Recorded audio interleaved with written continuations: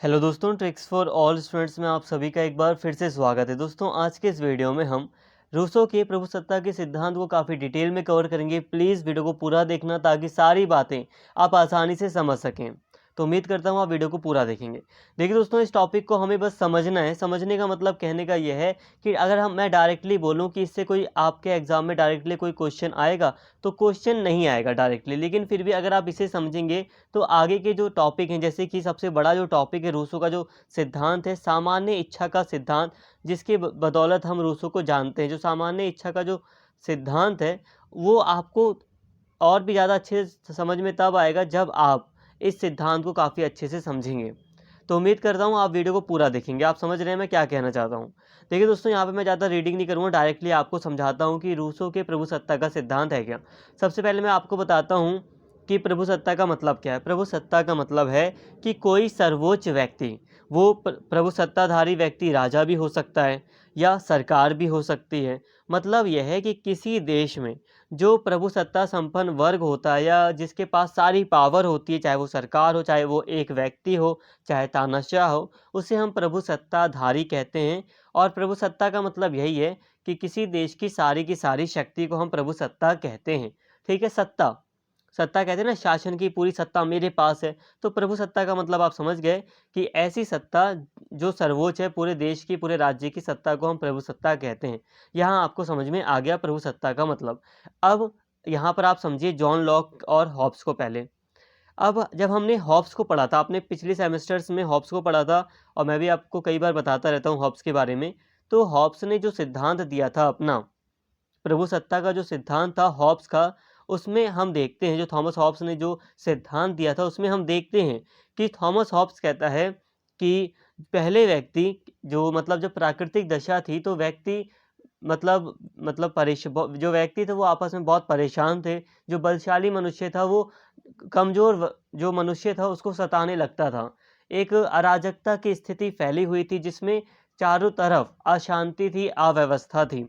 मतलब हॉब्स प्राकृतिक दशा की बात करता है कि एक ऐसी कंडीशन थी जब राज्य नहीं था, जब कोई भी देश या साम्राज्य नहीं हुआ करते थे, तब अराजकता की स्थिति फैली हुई थी, लड़ाई वगैरह होती रहती थी, अशांति चारों तरफ फैली थी। जो शक्तिशाली मनुष्य था वो कमज़ोर मनुष्य पर अपनी ताकत का प्रयोग करते हुए उसे सताता था, उसे परेशान करता था, लूटता था, वगैरह वगैरह, जो भी था अशांति की स्थिति थी।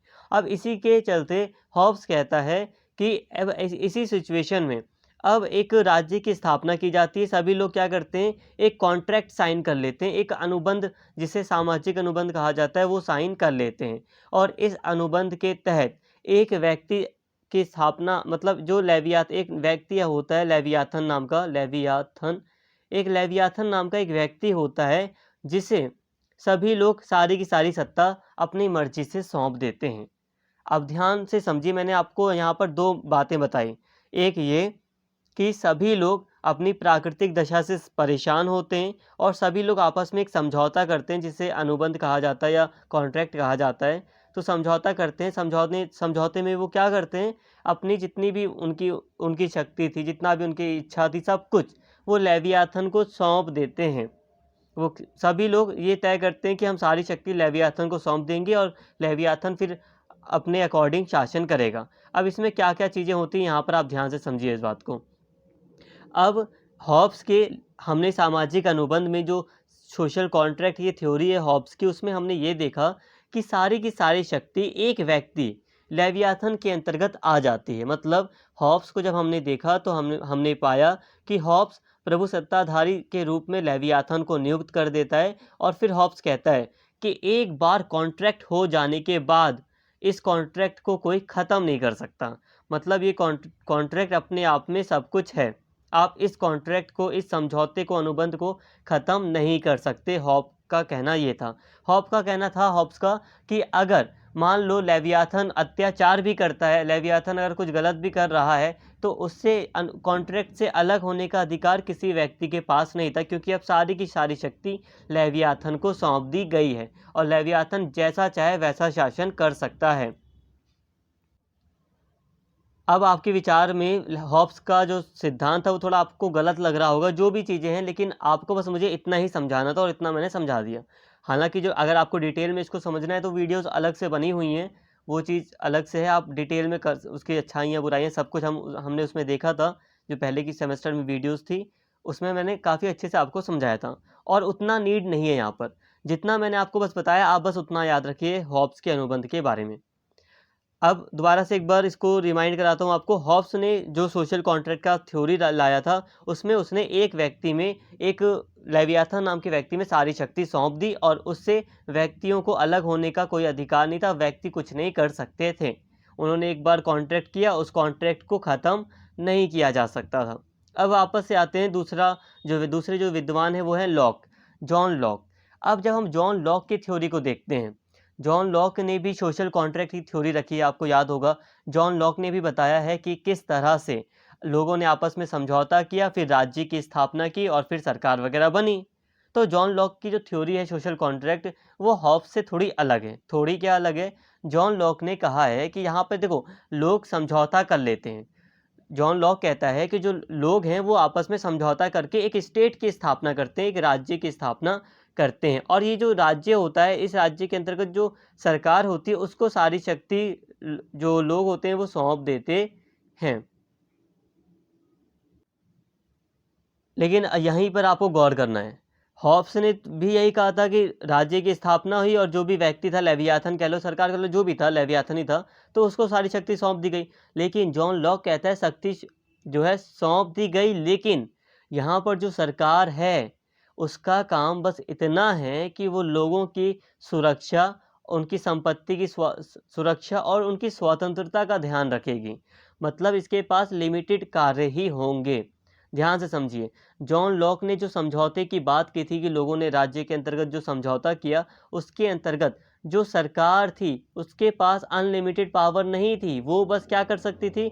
लोगों की सुरक्षा से संबंधित कार्य देखेगी, लोगों की संपत्ति की सुरक्षा करेगी और लोगों की स्वतंत्रता का हनन ना हो, बस इतना देखेगी सरकार। इसके अलावा लोग पूरी तरह स्वतंत्र हैं। सरकार बस ये देखेगी कि कोई व्यक्ति किसी दूसरे व्यक्ति की स्वतंत्रता को ना छीने, बस इतना। यहाँ पर आप ये कह सकते हैं कि सरकार एक वॉचमैन की तरह बस देखेगी, देख रेख करेगी।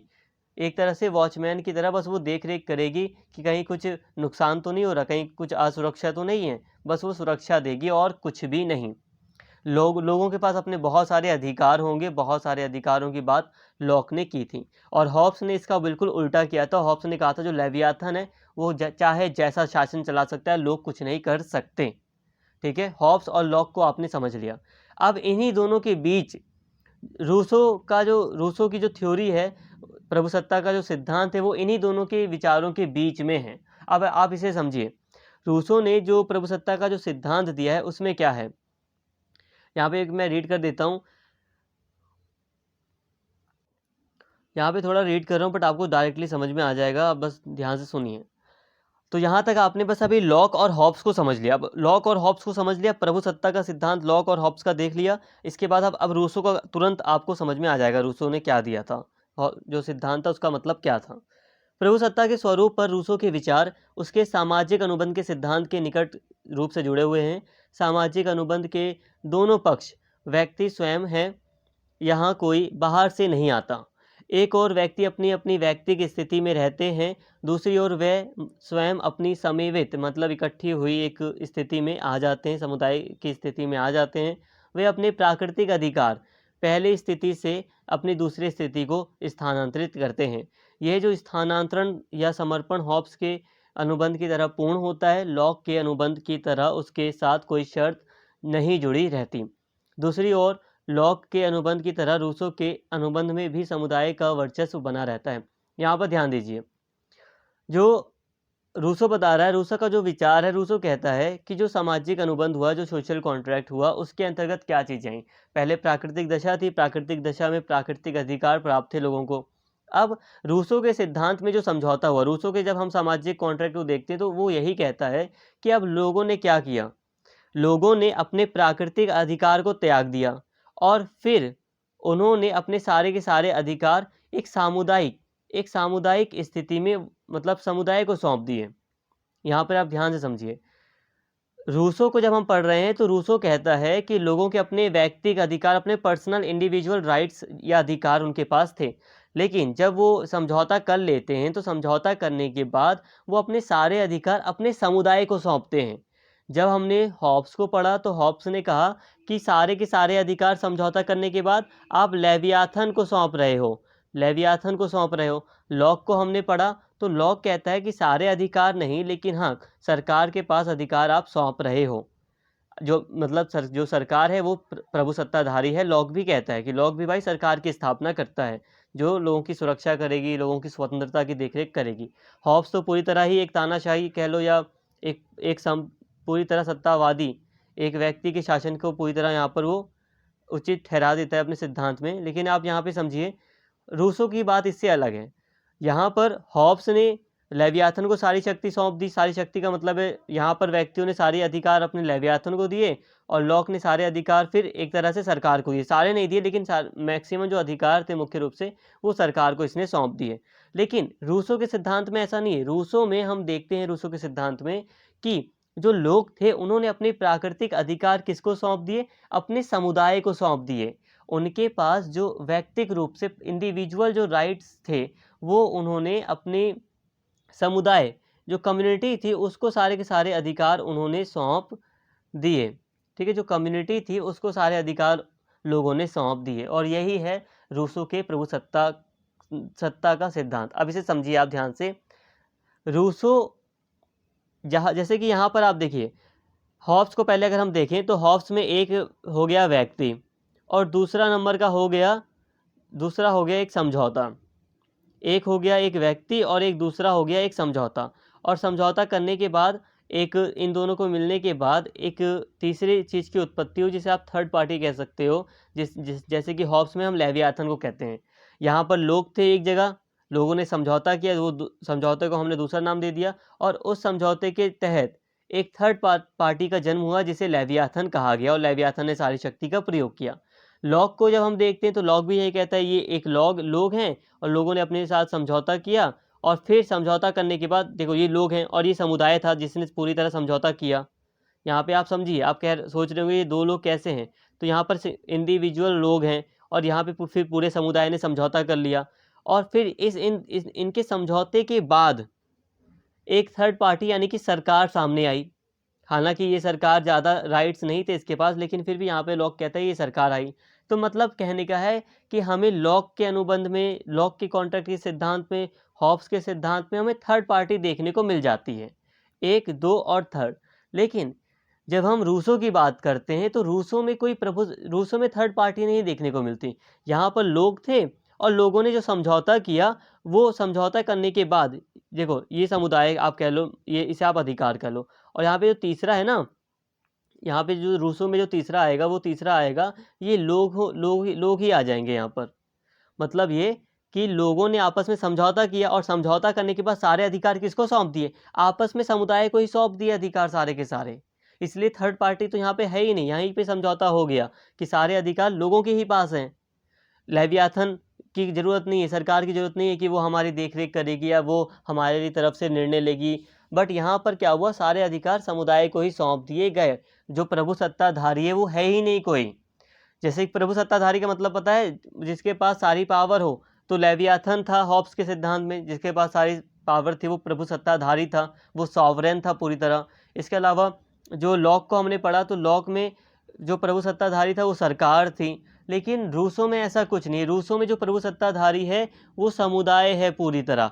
सारी शक्ति जो है वो समुदाय को ही सौंप दी गई है। बस आपको इतना समझना है। अब आपको जो नेक्स्ट जो सिद्धांत है सामान्य इच्छा का सिद्धांत, जो कि मोस्ट इंपॉर्टेंट है, वो काफ़ी बेटर तरीके से समझ में आएगा।